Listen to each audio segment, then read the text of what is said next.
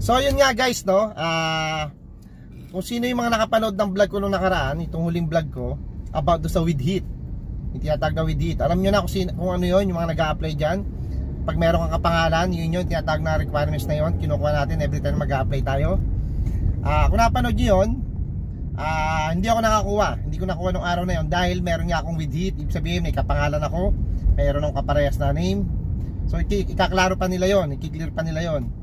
And sabi nila doon, after 2 weeks pa bago ko makuha ulit. Meron naman nagpresenta doon na kaibigan ko, nakilala ko na rin, na sabi niya sige, iwan mo yung pangalan mo at ako nang bahala, baka makuha natin na mas maaga. Kaya yun nga, nag-text nga siya kahapon at nandun ng araw. So kaya kukunin ko na siya ngayon para baka mamaya pag pinatagal ko pa is ma-misplace pa, mawala pa, di ba? Hindi ko naman siya pwede sisihin dahil ako matagal bago kumuha. So kailangan makuha ko na kagad dahil napaka-importante nung requirements na yun. So tara, babalitaan ko kay mamaya kung ano nga ba nangyari, kung nakuha ko nga ba o hindi. Tara, let's go! 1 hour later. Okay, nandito na kami sa City Hall. Medyo maraming tao. Hanapin ko lang yung kausap ko. Hindi kami makahanap ng parking. Medyo puno. Yan, kita nyo naman. Punong-puno. Ikot lang tayo, then hanapin siya. Nandun nga pala sa kabila. Sa kabila nga pala yung opisina ng ano. Tingnan natin, maraming tumatawid. Yan. Hanap-hanap ng parking. O baka ganda no? O baka pick-upin ko na lang, tawagin ko na lang siya. Yan.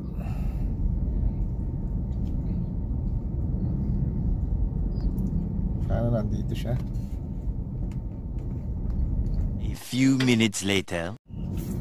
Okay guys, ito nakuha ko na. Hindi ko na mapakita sa inyo. Ito na lang, alam niyo na kung ano to. Lumabas naman kagad.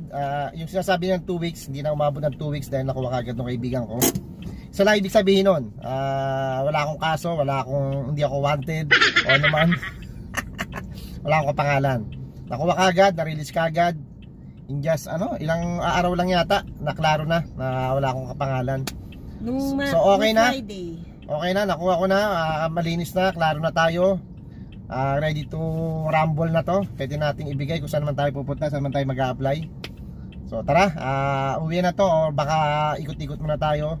Ang importante ngayon is nakuha na natin at klaro na ang ating mga pangalan dyan. Yan, ibig sabihin. Sa mga kukuha, at first time magkaroon ng with heat o may mga kapangalan, huwag kayo matakot. Kung alam nyo nang wala naman kayong problema, wala naman kayong kaso o anumang ginawang kasalanan dyan, natural lang yun. Ano na yun, kumbaga talagang nangyayari minsan yun, lalo pag yung common na yung name nyo.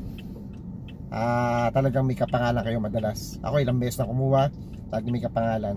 So basta huwag kayo matatakot. Kung may kapangalan kayo, okay lang yun. Natural lang yun. Lalo kung sinaunang tao kayo.